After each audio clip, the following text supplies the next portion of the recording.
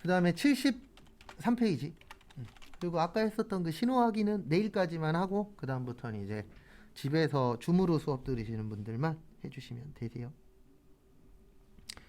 그래서 73페이지 보시면은요.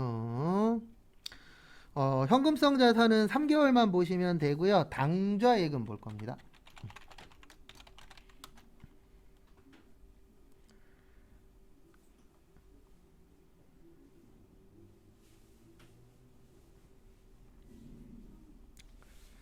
그래서 보시면은요. 당좌 예금은 수표 발행하기 위한 예금이라 그랬죠. 근데 이제 요것 때문에 보는 게 아니고 간혹가다 한 번씩 이게 나와요. 거기 밑에 팁에 보시면 당좌 차월이라고 있습니다.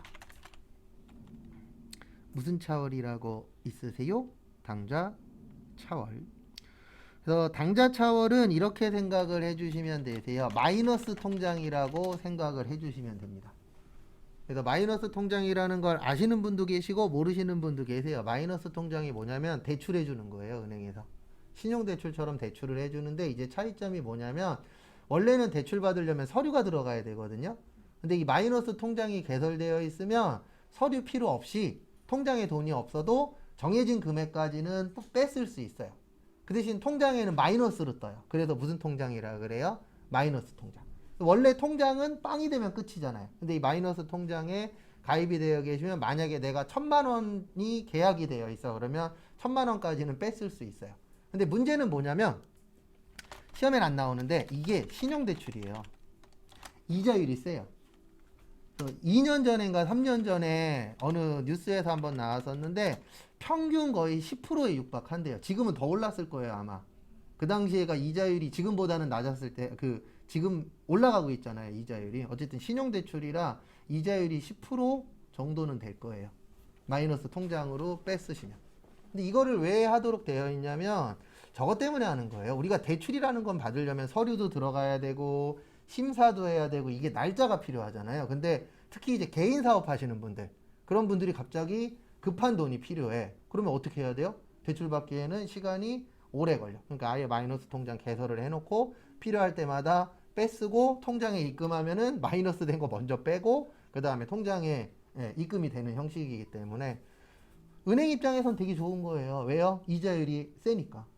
그 대신 이제 쓰시는 분도 편한 건 뭐냐면 대출 심사나 이런 걸 받을 필요가 없잖아요. 그래서 많이 사용을 하는데 어쨌든 이런 것들이 없는 건 좋은 건데 어떻게 보면 이제 시기에 맞춰서 생긴 건데요. 당좌 예금에서는 무슨 차월이라 그래요? 당좌 차월. 그 정도만 보시면 됩니다. 안 쓰는 게 가장 좋은 거예요. 그 다음에 74페이지. 단기금융상품 옆에다가 이렇게 좀 적어주세요. 장기금융상품.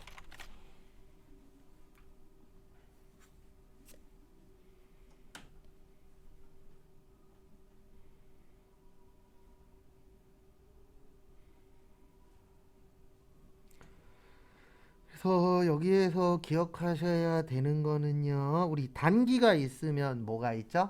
장기가 있죠. 요걸 나누는 기준은 몇 년이세요? 1년 기준이에요.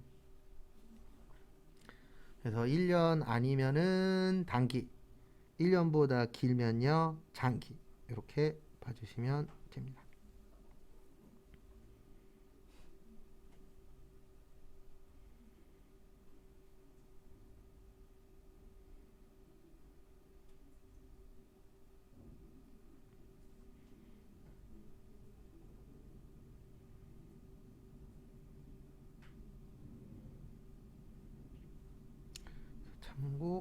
참고하시고요.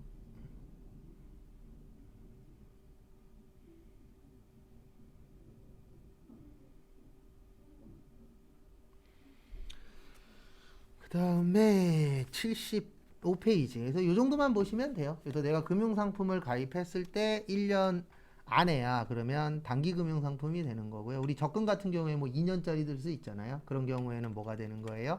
장기가 되는 거죠. 그래서 1년 아니냐, 1년보다 기냐인데 그렇게 시험에서는 많이 나오는 경우는 없어요. 그 다음에 75페이지 유가증권 여기는 중요합니다.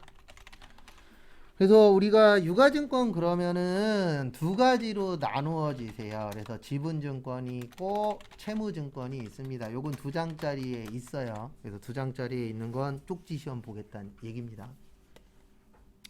그래서 지분 그러면 이거 얘기하는 거예요. 주식.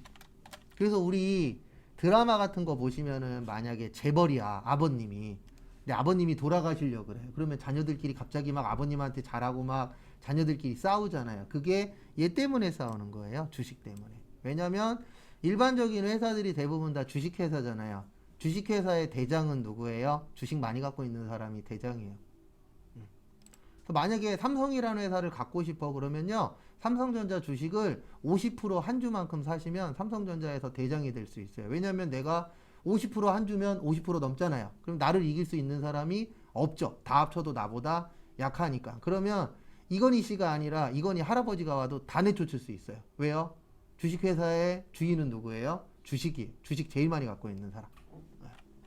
그래서 참고로 삼성전자의 최대 주주 누군지 아세요? 안 바뀌었을 거예요, 아마.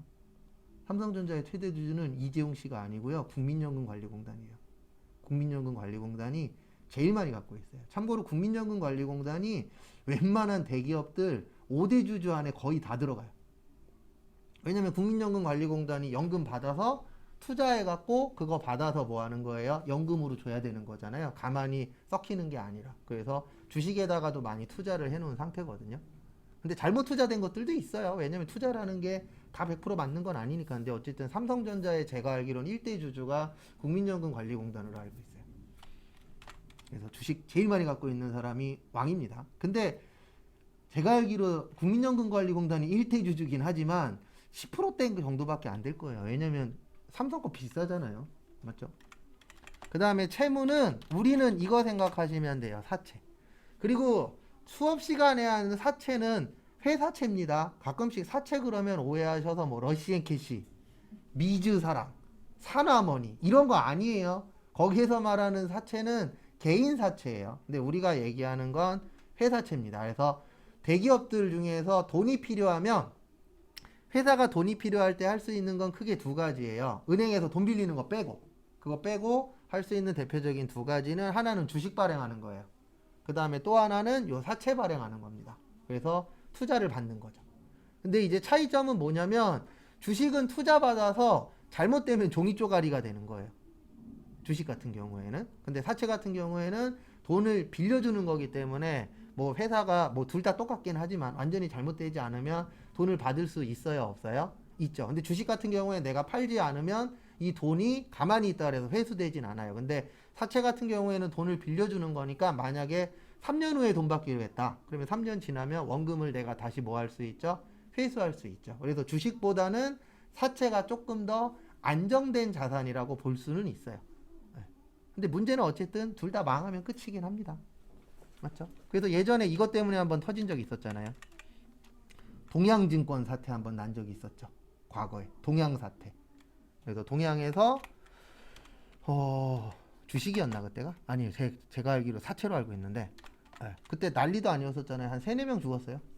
거기 직원 한 2-3명 죽고 거기에 투자하신 분 1-2명 죽고. 근데 항상 조심하셔야 되는 게 뭐냐면 그 당시에 이자율이 한 4% 정도 됐었거든요.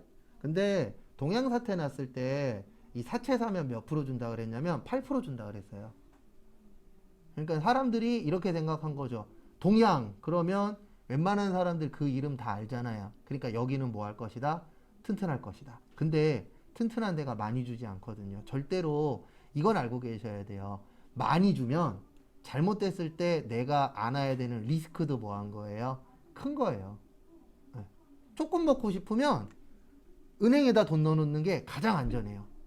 맞죠? 일반적으로. 근데 나는 많이 먹고 싶어. 그러면 코인에다 투자하거나 주식 투자하거나 부동산을 사시거나 이러시면 돼요. 근데 문제는 뭐냐면 가져갈 때 많이 가져갈 수 있는 대신 잘못됐을 때 잃는 것도 어때요? 많아요. 원래 고수익이면 고리스크를 원래 끌어안도록 되어 있어요. 근데 한국 사람들은 웃긴 게 뭐냐면 잘못됐다라는 게 아니라 그 투자에 투자도 모르고 그냥 투자만 하는 거예요. 원래 많이 갖고 싶으면은 잘못됐을 때 잃는 것도 많은데 그냥 많이만 갖고 싶어. 잃는 건 잃는 건 없었으면 좋겠어. 그냥 도둑놈이에요, 그냥. 맞잖아요. 네. 근데 다들 그런 마음입니다. 왜냐면 내 돈 없어져서 행복한 사람 없잖아요. 그래서 저도 예전에 조그마한 아파트가 있었어요. 지금은 팔았었는데 그 아파트 사서 월세 주고 한 이러면서 제가 손해본 게 한 2천만 원 정도 돼요. 월세 들어온 사람을 너무너무 잘 만나갖고 스트레스 엄청 받아갖고 싸게 팔았어요. 그 월세로 손해본 게 한 500에서 한 1000만 원 사이 정도 되고 집값으로 손해본 게 한 1500? 거의 한 2500에서 3000돈 손해본 것 같아요. 근데 팔고 너무 행복했어요. 그래서 전 앞으로 집을 사더라도 월세나 전세 이런 건 안 줄 거예요. 그러니까 내가 살 집이면 사도 안 할 거예요. 왜냐면 내가 한번 당해봤으니까. 그래서 친척애가 지금은 딴 거 하는데 과거에 그 헬스장 관장이었던 친척애가 있거든요. 친척 동생이. 그 예전에 이런 문구 있었잖아요. 건물주. 네, 건물주 관련돼서 한참 이슈 됐었던 적이 있었잖아요. 그때 그놈한테 야 요즘 건물주가 최고래 그랬더니 형 꼭 최고는 아니야. 왜 그랬더니 요즘 힘들어서 월세 못 내는 데들도 많아. 그런 사람 잘못 걸리면 서로 힘들어. 그 얘기 하더라고. 근데 제가 그걸 겪고 나서 알았죠. 그 전에 겪기 전이었으니까 그래? 그러고 말았는데 내가 겪고 나니까 와 이거 월세 받는 것도 장난이 아니구나. 근데 앞으로 그런 상황이 제가 봤을 때에는 늘어날 거예요. 왜냐하면 힘드니까 서로. 당연히 투자한 사람은 많이 가져가고 싶어 하고 월세 사는 사람은 조금 주고 싶어 하고 아니면 없으면 안 주고 도망가려고 노력하고 그럴 수밖에 없는 거잖아요. 근데 이거 되게 골치 아파요. 그래서 서로 잘 만나야 되는데 그 사람이 어떤 사람인지 어떻게 알아요? 저도 처음엔 좋은 사람인 줄 알았죠. 참고로 그 집을 저는 한 번도 안 가봤어요. 내 이름인데 어떻게 생긴 집인지도 몰라요. 어딘지만 알지. 어머니가 부동산하고 껴갖고 다 했는데 결론적으로 나만 박살났었죠. 나만 스트레스 받고. 그래서 여기는 종류를 외우셔야 돼요. 그래서 설명을 드릴 겁니다. 2장짜리에 그대로 있어요. 이거는. 그래서 하나하나씩 설명을 좀 드리면은요. 그리고 다음 주에 문제가 하나 있어요. 다른 문제는 아니고 대단한 문제는 아닌데 9일 날이 뭐죠? 선거일이라 휴무죠. 맞죠? 원서 접수가 10일 날부터인데 문제가 뭐냐면 10일 날 새벽에 하고 주무셔야 돼요. 원서 접수하는 데를 제가 이제 이따 알려드리고 다음 주에 월화 2번 또 알려드릴 건데 문제가 뭐냐면 원서 접수를 개인이 해야 되거든요. 단체 접수 안 받아요, 이제. 그리고 단체 접수는 10명 넘어야 되는 거고. 근데 뭐 그런 걸 다 떠나서 단체 접수 안 받기 때문에 개인 접수를 해야 되는데 선거일 다음 날이 원서 접수일이에요. 땡땡시에 열려요. 10일 00시에 열려요. 네. 그래서 저기 선거하시고 그 투표 개표 하잖아요. 그거 보시다가 땡땡시 되면 원서 접수를 하고 주무셔야 돼요. 그리고 회원가입은 여기에서 하시는 거예요. 네이버에다가 한국세무사회 자격시험이라고 치시면 그 사이트가 있어요. 제가 잠깐 보여드릴게요. 그래서 회원가입은 제가 도와드릴 수 있는데 원서 접수는 죄송한데 못 도와드려요. 구조상. 그래서 여기에다가 한국세무사회라고 치면 요 밑에 떠요. 한국세무사회 자격시험이라고. 그래서 여기 가셔서 여기에다가 회원가입을 하셔야 돼요. 여기가 저희 시험 접수하는 데거든요. 그래서 여기 보시면 원서 접수일이 3월 10날부터예요. 그래서 언제부터예요? 3월 10. 그래서 휴무 가지시고 그 다음 날이니까 이거 근데 되도록이면 새벽에 하고 주무셔야 돼요. 이게 선착순이라 문제가 하나 있어요. 요즘 코로나잖아요. 그러다 보니까 과거보다 학교를 덜 빌려줘요. 그래서 아침에 오셔서 원서 접수를 하시면 못할 수도 있어요. 그래서 되도록이시면 새벽에 원서 접수를 하고 주무셔야 되는데 가장 큰 문제는 선착순이다 보니까 이게 안 들어가지시는 분이 있어요. 얘가 서버가 엄청나게 크지 않거든요. 그러다 보니까 원서 접수할 때마다 이런 일이 생겨요. 어떤 일이 생기냐면 어떤 분은 5분 만에 끝났는데 어떤 분은 3시간 걸리셨어. 3시간 동안 안 들어가지는 거예요. 계속 들어가고 나갔다 들어가고 연결이 돼야 되잖아요. 어떤 분은 원서 접수 다 했는데 마지막에 결제하는 날에서 맨날 튕겨. 이런 분도 있었어요. 그래서 이거는 복불복이라 제가 뭐라고 설명을 못 드립니다. 이분들은 서버를 증설할 계획이 1도 없으세요. 예. 저 같은 사람이 있어야 가갖고 따지고 난리를 칠 텐데 다들 착하셔서. 왜냐면 시험 볼 때 뭐라고 하면 문제 생길까봐. 그래서 어쨌든 그렇게 되어 있으니까 여기 오셔서 회원가입 좀 해주시고요. 그리고 여러분들 시험은 101회예요. 오래된 시험입니다. 100일이면 최소 10년은 넘은 시험이에요. 그래서 여기 회원가입 좀 해주시고, 그 다음에 자 요거는 밑에다 두고 요거 하나씩 설명을 드리도록 하겠습니다. 단기가 몇 년 이내라 그랬죠? 1년 이내. 매매는요? 살매자, 팔매자. 그래서 단기 매매증권의 뜻은 1년 이내에 사고 뭐 하겠다?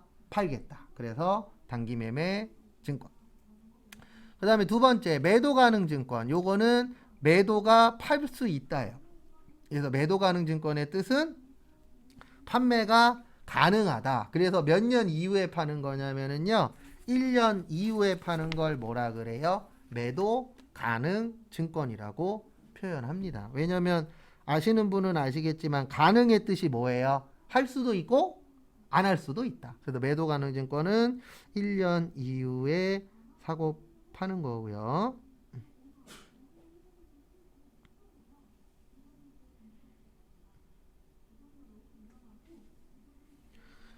그 다음에 지분법 적용 투자 주식은 요거는 지배 목적으로 갖고 있는 거예요. 그러니까 회계에서는 20% 이상 갖고 있으면 지분법 적용 투자 주식이라고 합니다.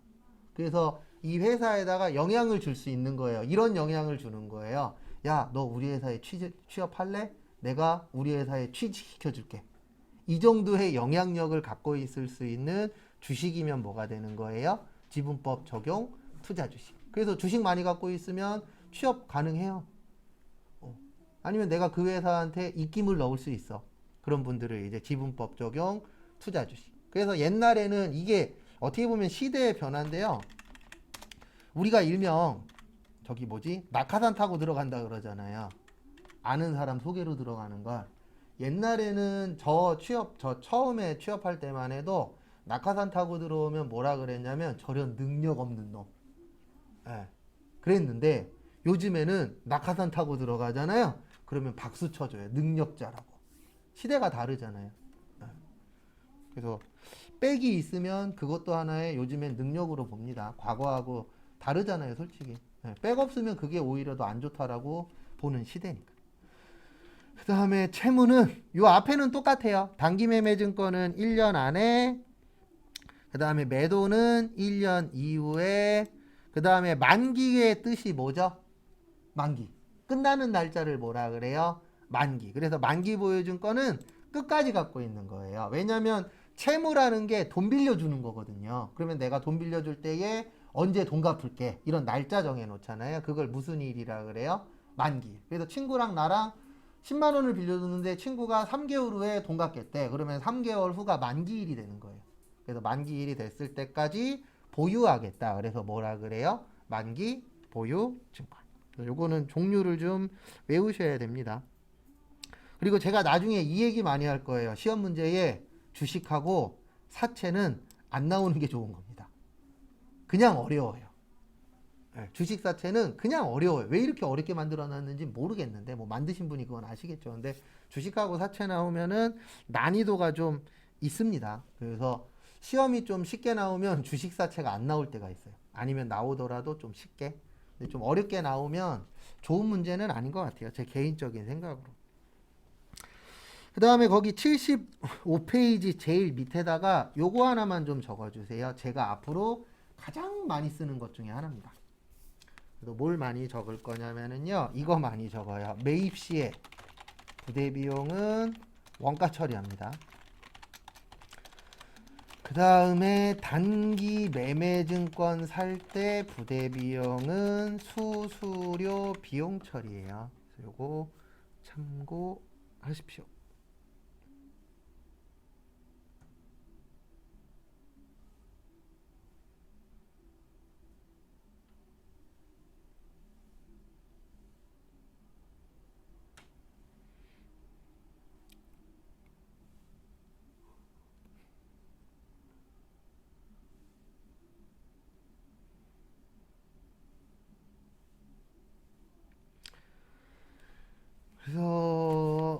살 때는 다 합치는데 얘만 따로 처리해요. 누구만이요? 단기매매 증권만. 그리고 우리 팔 때 있어요? 없어요? 있죠. 팔 때는 비용 처리하라고 되어 있는데 요건 앞으로 이제 분개하면서 보시면 돼요. 근데 제가 많이 적을 거예요. 왜 많이 적냐면 시험에 잘 나오는 패턴 중에 하나예요. 왜냐면 우리가 물건 살 때 추가적으로 나가는 돈 있다 없다? 있다. 그래서 대표적으로 인터넷에서 물건 살 때 보면은 택배비 포함이냐 택배비 별도냐 이거 우리 유심히 보잖아요. 왜요? 돈 나가니까. 그 다음에 집 살 때 이사 비용 드느냐 그 다음에 부동산 수수료 주냐 취득세 내냐 이런 것들도 다 뭐예요? 부대 비용이에요. 그래서 부대 비용이라는 건 내가 살 때 추가적으로 나가는 돈. 그래서 10만 원만 내면 돼. 그럼 끝이에요. 근데 10만 원 냈는데 5천 원 더 내놓으래. 그게 뭐가 되는 거예요? 부대 비용. 그래서 여자분들 미용실에서도 요즘 보면은 정가로 뭐 다 해준다 라고 해서 갔더니 뭐 요거하면 플러스 얼마 저거 하면 얼마 이렇게 추가로 내는 돈들이 있어요 없어요? 있죠. 그런 것들이 다 부대 비용이에요. 내가 함으로 해서 추가적으로 나가는 돈들은 다 뭐라 그래요? 부대 비용이라고 표현합니다. 그래서 회계에서는 합치라고 되어 있어요. 그러니까 이런 거예요. 뭐냐면 내가 만약에 인터넷에서 3만 원짜리 옷을 샀어요. 근데 택배비가 3천 원이래. 그러면 그 옷은 얼마가 되는 거죠? 3만 3천 원이 됩니다.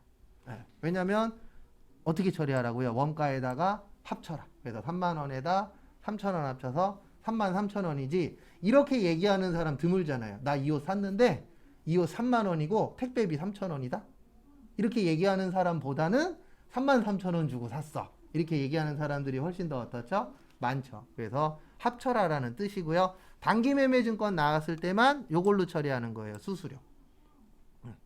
그래서 수수료는 서비스 사용료라고 생각을 하시면 돼요. 그래서 우리가 가장 많이 볼 수 있는 수수료는요. 저도 그거 낼 때마다 요즘엔 안 내긴 하지만 계좌이체 수수료.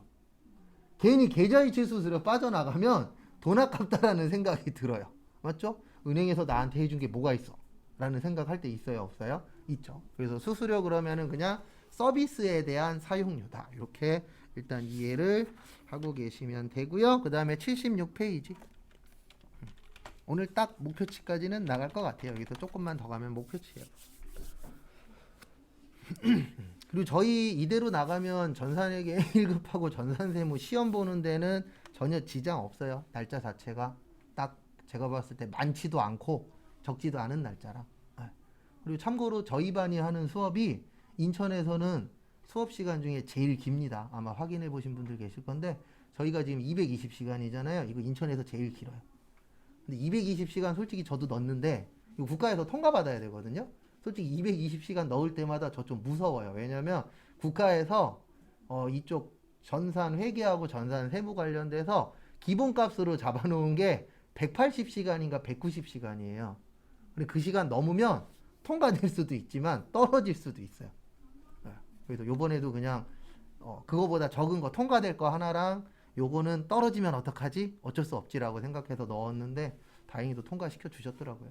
그래서 제일 길어요. 근데 저희한테는 딱 좋아요. 지금 이게. 왜냐면 회계 일단 맞춰서 끝나고 그 다음에 세무는 수업 끝나고 한 1, 2주 정도 개인 연습만 하시면 되니까 그 전까지 이제 혼자서 공부할 수 있을 정도는 다 만들어 드릴 거예요. 그 다음에 76페이지는 평가에다가 밑줄 치시고요. 우리 회계에서는 평가라고 나오면 이렇게 보시면 돼요. 금액을 맞추는 것 그리고 결산때 합니다. 그리고 제가 결산이라고 적어드리면 12월 며칠이요? 31일. 그래서 1년에 한 번 하는 거예요.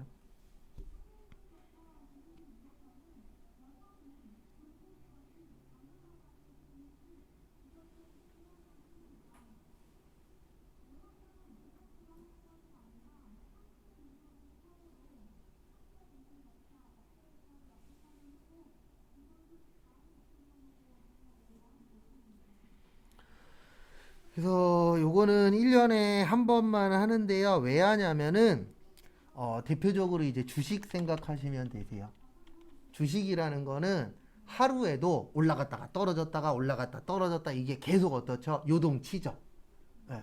근데 이거를 매일 맞출 수는 없어요. 그래서 1년에 딱 한 번만 맞추기로 한 거예요. 몇 월 며칠 날이요? 12월 31일 날 한 번만 맞추는데 이럴 수 있겠죠. 어쩔 수 있냐면 우리 회사가 1,000원 주고 샀는데 결산 때 봤더니 12월 31일 날 봤더니 1,300원이 됐어. 오를 수도 있어요, 없어요? 있죠. 근데 거꾸로 1,000원 주고 샀는데 800원이 됐어. 이럴 수도 있죠. 그래서 두 가지가 있어요.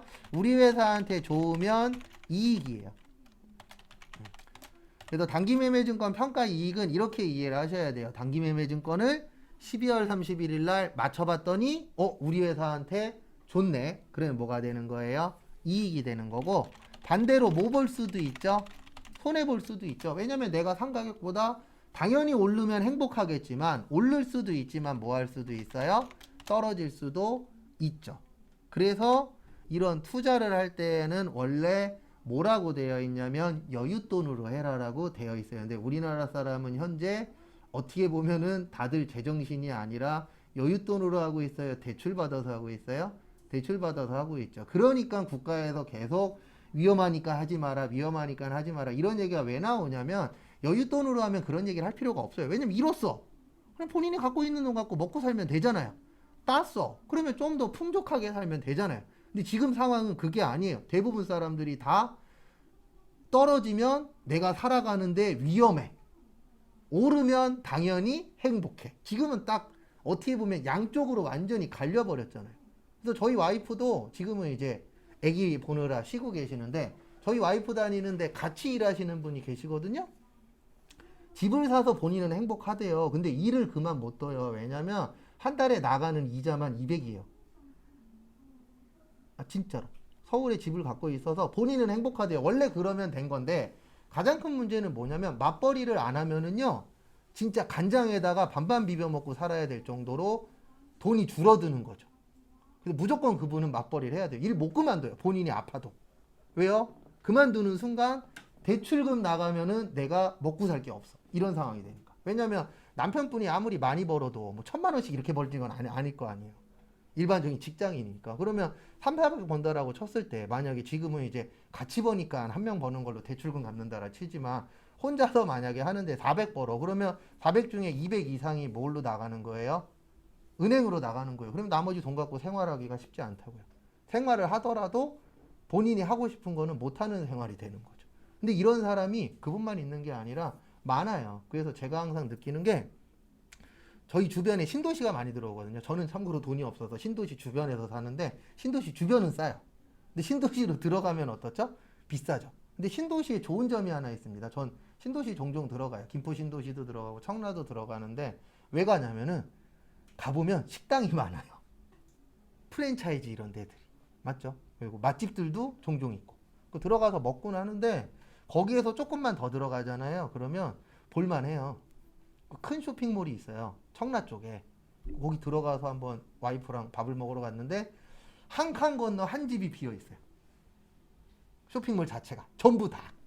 거기만 그런 게 아니고 그 부근에 있는 데들이 다 그래요. 근데 왜 그러냐면 대부분 청라나 어쨌든 좀 비싼 지역에 사시는 분들 돈이 많아서 들어가는 게 아니잖아요.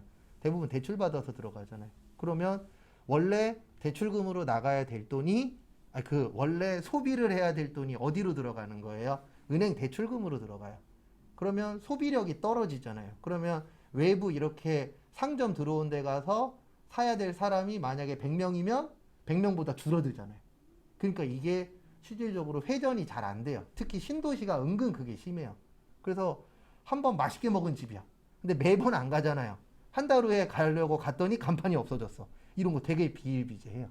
특히 신도시들이. 구도심은 그나마 괜찮아. 왜냐하면 구도심들은 대부분 어느 정도 집값이나 이런 게 해결되신 분들이 많잖아요. 신도시보다. 그러다 보니까 음식점이 만만 있다라고 하면 어느 정도 유지는 되더라고요. 근데 신도시는 이게 되게 빨리빨리 없어지고 빨리빨리 생겨요. 근데 그 이유 중에 하나가 어쨌든 이건 제 개인적인 생각인데 이게 어떻게 보면 소비로 나가야 될 돈이 은행으로 들어가 버리는 거죠. 그러니까 요즘에 은행은 부자 됐잖아요. 그래서 막 어느 은행에서 그만두면 뭐 3억을 주느니 1억을 주느니 이런 얘기들 나오잖아요. 너 그만두면 명예퇴직하면 3억 줄게. 그래서 요즘에 한 3, 40대 은행원들이 그만두고 나온대요. 3, 4억 받아서 그거 갖고 딴 거 하면 되니까. 어차피 나중에 그만두면 그 명예퇴직금이 줄어들거든요. 그러니까 많이 준다 그럴 때 받고 뭐 하는 거예요? 나오는 거예요. 요즘 그런 케이스들이 많아요. 그러니까 그러니까 은행들이 지금 되게 부자가 되고 있거든요. 근데 은행은 부자지만 실질적으로 은행에다 돈 주는 사람들은 부자가 아니죠. 왜냐면 부동산을 알고 계셔야 되는 게 팔려야 내 돈이잖아요. 그래서 예전에 수강생분 중에 김포에서 일할 때 부자세요. 그분은 원래 강남에서 살던 분이신데 뭐 좀 일이 있어갖고 김포에 오셨다 그랬었는데 50평인가 60평 되는 아파트가 있었어요. 예, 지금은 이제 가격이 많이 올랐을 건데 그 당시에 6억인가 내놨거든요. 안 팔리는 거예요. 1년 후에 얼마에 팔았는지 알아요? 5억에 팔았어요. 그러면 얼마 손해보고 판 거예요? 처음에 내놓은 것보다는 1억 손해보고 팔았죠. 왜요? 안 팔리니까. 한 달에 1,000만 원씩 내렸다 그러더라고요. 가격을. 부동산은 딴 거 없어요. 어떤 분들 보면 뭐 우리나라의 인건비가 비싸서 자재가 비싸서 다 필요 없고요. 그냥 내놔서 비싸게 내놨는데 팔려. 그러면 그게 그 가격이 되는 거예요. 뭐 딴 거 없잖아요. 솔직히. 근데 이제 앞으로 그 가격에 안 팔릴 거니까 뭐 할 거예요? 떨어지는 지역이 생길 것이고 오르는 지역이 생길 것이고 그리고 앞으로 무조건 저기 집 사실 거면 이거는 꼭 지켜주셔야 돼요. 뭐냐면 역에서 뭐냐 가깝냐가 중요합니다. 앞으로는 그게 더욱더 심해질 거예요. 역에서 멀면 멀수록 집값은 뭐 할 거예요? 떨어질 거예요. 아무리 자차로 운영을 한다라고 해도 출퇴근할 때 그 역사를 좀 중요하게 보잖아요. 사람들이. 왜냐면 출퇴근할 때 역에서 가깝냐 뭐냐도 중요합니다. 근데 정답은 없으니까 잘 사셔서 대박 나시고요. 저는 대박은 바라지도 않고 그냥 안 다치고 편안하게 살면 장땡인 사람 중에 한 명이지. 그 다음에 거기 밑에 처분. 거기 투자이익 보시면 두 가지가 있습니다. 거기 투자이익에 보시면 이건 안 외우셔도 돼요. 앞으로 많이 볼 거예요. 배당 받으면 배당금 수익이고요. 이자 받으면 무슨 수익이에요? 이자 수익. 그래서 수익 그러면 돈 버는 겁니다. 그래서 수익이 많아야 좋은 거예요.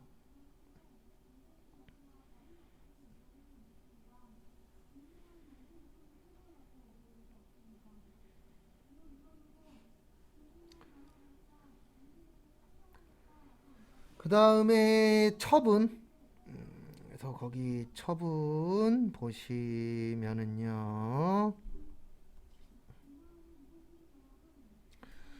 처분이라는 건 파는 겁니다. 그래서 두 가지가 있으세요. 몇 가지가 있다고요? 두 가지. 그래서 하나는 단기 매매증권 처분 이익. 그 다음에 단기 매매증권 처분 뭐요? 손실. 이렇게 몇 가지가 있으세요? 두 가지가 있습니다.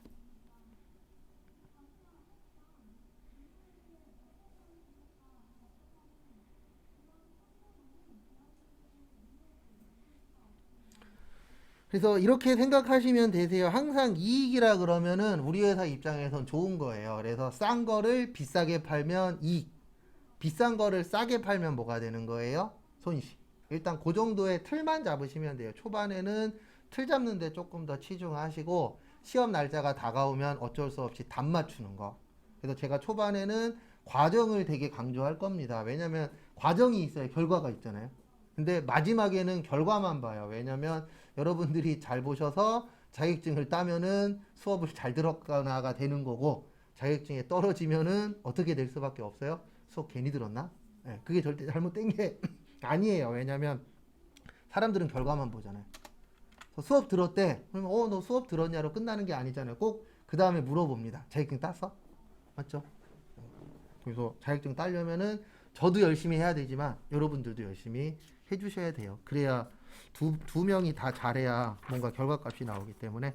그리고 교재가 죄송한데 78페이지부터 87페이지까지가 재고자산이에요. 그래서 안 하겠다는 얘기가 아니고 내일 할 거예요. 여기는.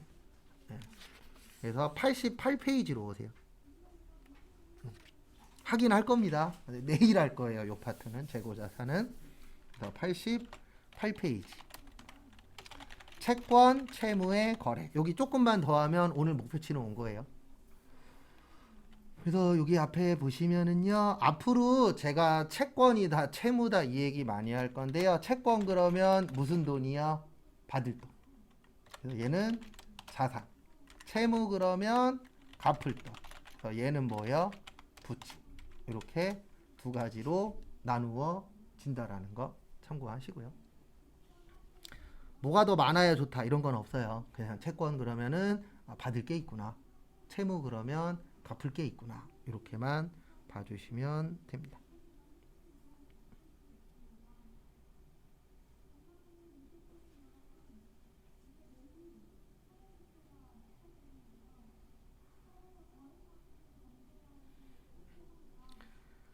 그래서 우리가 뉴스 같은 거 보시다 보면 뭐 채권자 이렇게 얘기할 때가 있잖아요. 그래서 채권자 그러면 받을 게 있는 사람, 채무자 그러면은요 갚을 게 있는 사람 이렇게 이해해 주시면 되고요. 거기 외상매출금과 외상매입금이라고 있는데요.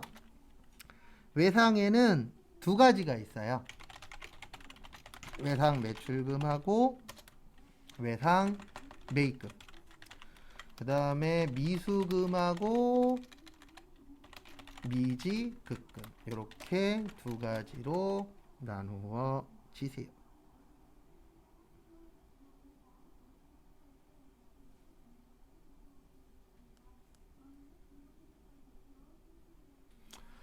그래서 외상매출금, 외상매입금은 이따 한번 더 적을 건데요. 판매와 관련이 있을 때 쓰는 거예요.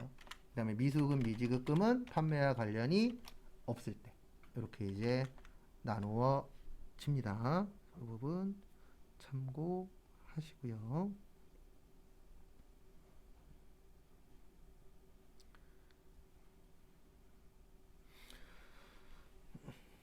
그 정도만 보시면 되고 거기 밑에 있는 통제계정, 임명계정은 저희 시험하고 전혀 상관없어서 패스할 겁니다. 그리고 여기까지 보고 마무리할 거예요. 어음. 그래서 어음까지 보고 그 다음에 다음 시간에 간략하게 쪽지 시험 보고 그 다음에 분계 풀고 네, 오늘 수업 마무리할 겁니다. 그래서 우리가 어음 그러면 상법에서는 이렇게 표현을 해요. 약속어. 그래서 어음이라는 건 약속하는 겁니다. 무슨 약속하는 거냐면 이 날짜 되면 돈 줄게. 이 날짜 되면 돈 받을 수 있어. 이렇게 약속한다 그래서 무슨 어음이라 그래요? 약속어. 그래서 회사들이 부도나는 경우 있잖아요. 대부분 부도나는 게 이 어음 때문에 부도나요. 그래서 어음을 만약에 내일 10억을 줘야 돼. 10억이 없어. 앞으로도 10억을 벌 일이 없어. 그러면 우리 회사는 뭐 나는 거예요? 부도나는 거예요. 부도가 뭐 딴 거 없잖아요. 돈 못 갚으면 뭐 나는 거예요? 부도 나는 거예요. 근데 그 부도 나는 가장 큰 이유 중에 하나가 이 어음 때문에 그래요. 그래서 우리나라도 없어져야 될 것 중에 하나가 어음인데 없앨 수는 없어요. 왜냐면 제 주변에도 사업하시는 형님들 보면은 특히 이제 물건 사고 파는 사업하시잖아요. 그러면 대부분 구조가 어떻게 되어 있냐면 첫 달은요 다 미수로 깔아요. 네. 그러니까 처음부터 바로바로 물건 살 때 돈을 안 줘요. 한 달 정도는 미수로 해놓고 그 다음 달에 물건 산 다음에 그 전 달 거 이렇게 돈을 주고 이런 식으로 한 달 정도가 일명 깔려 있어요. 근데 그 깔려 있는 게 미수가 막 몇 천만 원, 몇 억 이런 식으로 깔려 버리거든요. 그러면 내가 그 정도의 돈을 뭐 하고 있어야 돼요? 가지고 있어야 돼, 막말로. 그런 상황이다 보니까 이제 나중에 자금 회수가 잘 안 돌아가면은 부도가 날 수밖에 없어요. 그런 경우들이 되게 비일비재해요. 처음부터 현금으로 주고받고 하면은 부도날 확률은 어떻게 되죠? 줄어들죠. 매출만 어느 정도 있다라는 전제하에. 근데 대부분 그게 익숙해져 있기 때문에 처음 거래처를 이렇게 뚫으려면은 한 달 정도는 미수로 해놓고 이렇게 좀 운영이 되다 보니까 은근 부도나는 회사들이 어때요? 많을 수밖에 없어요. 그리고 대기업들도 못 됐잖아요. 대기업들이 항상 대기업들이 원래 가장 큰 문제예요. 돈 제일 잘 버는 게 대기업이잖아요. 근데 그 이유 중에 하나가 뭐예요? 밑에 이렇게 들어오는 회사들이, 그러니까 저도 예전에 다니던 회사가 그 홈플러스, 이마트, 롯데마트 그런데 진열장 이렇게 만들어서 납품하는 회사인데 최저 입찰제예요. 최고 입찰제가 아니고 최저 입찰제인데 무서운 게 뭐냐면 만약에 1억짜리 공사잖아요.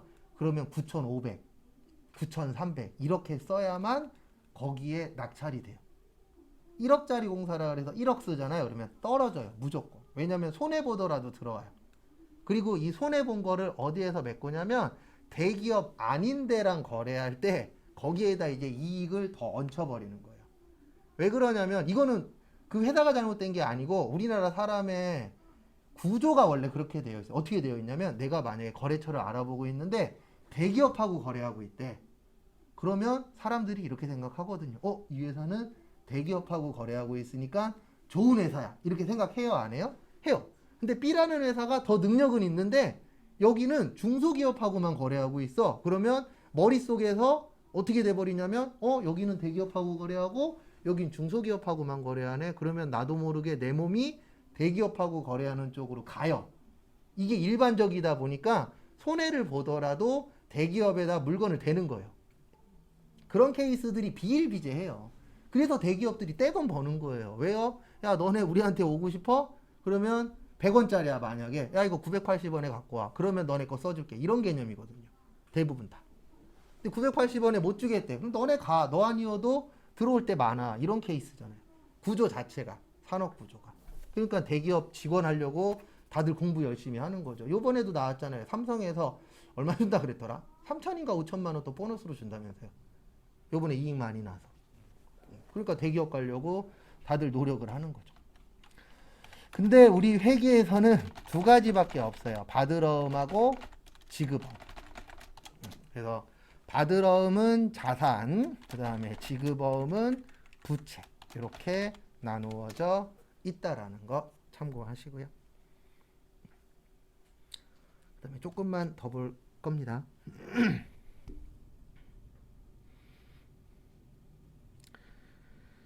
그 다음에 보시면 91페이지에 배서라고 있으세요. 요거는 외우셔도 돼요.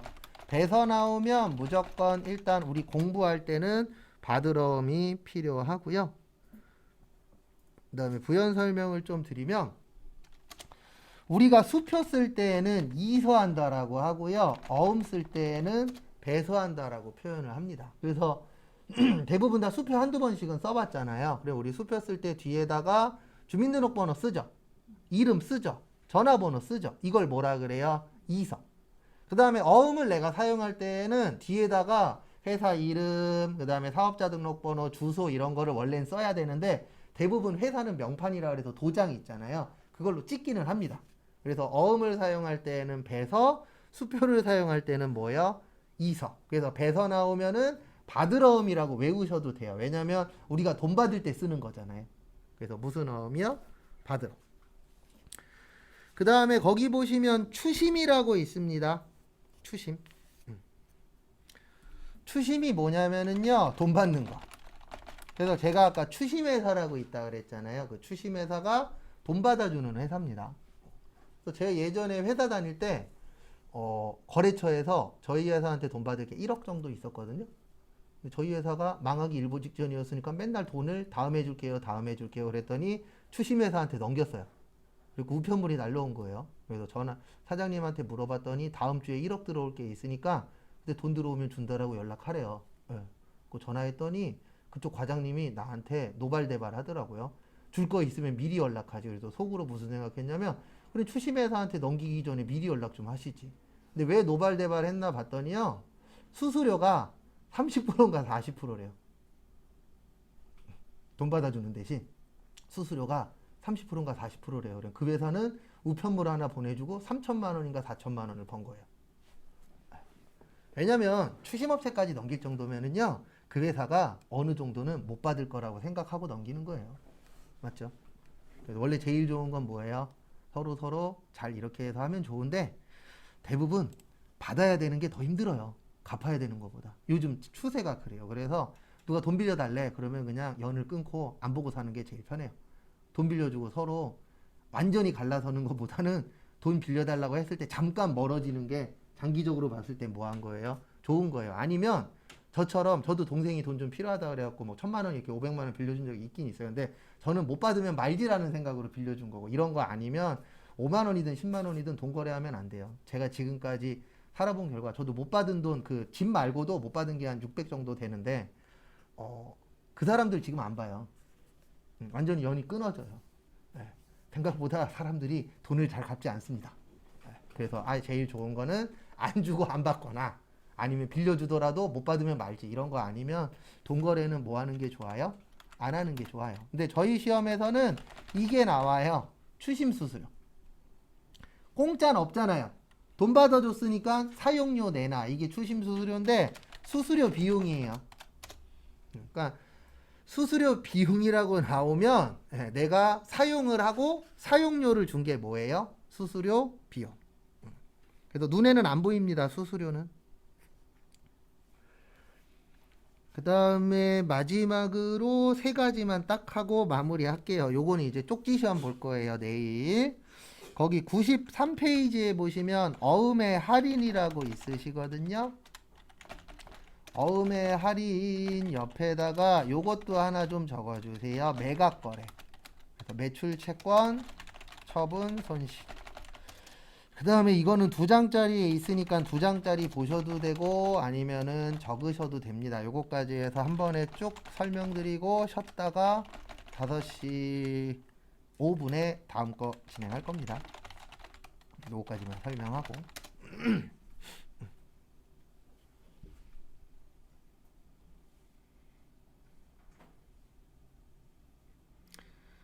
그래서 어쨌든 하나하나씩 또 정리를 해야죠. 그래서 하나하나씩 또 보시면은요. 매출 채권이라 그래서 두 가지가 있어요. 외상 매출금하고 그 다음에 받으럼을 무슨 채권이라고 하세요? 매출 채권이라고 합니다. 그래서 매출 채권의 뜻이 뭐냐면 매출이 파는 거죠. 채권은요 받을 거. 그래서 외상 매출금은 외상으로 팔았으니까 돈 받아야 되고 받으러움은 어음 때문에 뭐 받아야 돼요? 돈 받아야 돼. 그래서 매출 채권이라고 하는 거고요. 매입 채무는 반대예요. 채무는 갚을 거잖아요. 물건 샀는데 돈 갚아야 돼. 왜요? 외상으로 샀으니까. 그 다음에 어음 줬으니까. 어음이라는 거는 나중에 돈 주는 건데 외상 매입금과 어음의 차이는 하나예요. 외상 매입금은 그냥 일주일 후에 줄게. 이게 외상 매입금이고요. 법적으로 몇 월 며칠까지 줄게라고 못 박는 게 뭐예요? 어음이에요. 그래서 회사 입장에서는 외상보다는 어음을 더 받으려고 노력을 해요. 왜냐면 외상은 강제가 없어요. 한 달 후에 줄게. 한 달 후에 돈 없어. 2달 후에 줄게. 이런 식으로 바꿀 수 있지만 어음에는 어음을 줘야 되는 날짜가 정해져 있잖아요. 그 날짜에 해결 못하면 뭐 버는 거라고요? 부도나는 거기 때문에 더 세요 이게. 그래서 회사에서는 야 너네 외상 안 돼. 어음 갖고 와. 이렇게 하는 경우들이 훨씬 더 어때요? 많아요. 왜냐하면 강제성이 있느냐 강제성이 없느냐에 따라서 사람들이 하는 행동이 어떻죠? 다르잖아요. 강제성이 있으면은 좀 더 그거를 해결하려고 노력을 할 것이고 왜냐면 강제적이니까 이거 안 갚으면 우리 회사 없어져 이러면 안 되잖아요. 근데 강제성이 없으면은 돈이 좀 부족할 것 같아. 그럼 다음에 주지 뭐. 왜요? 강제성이 없으니까. 그래서 회사 입장에서는 어음을 좀 더 사랑합니다.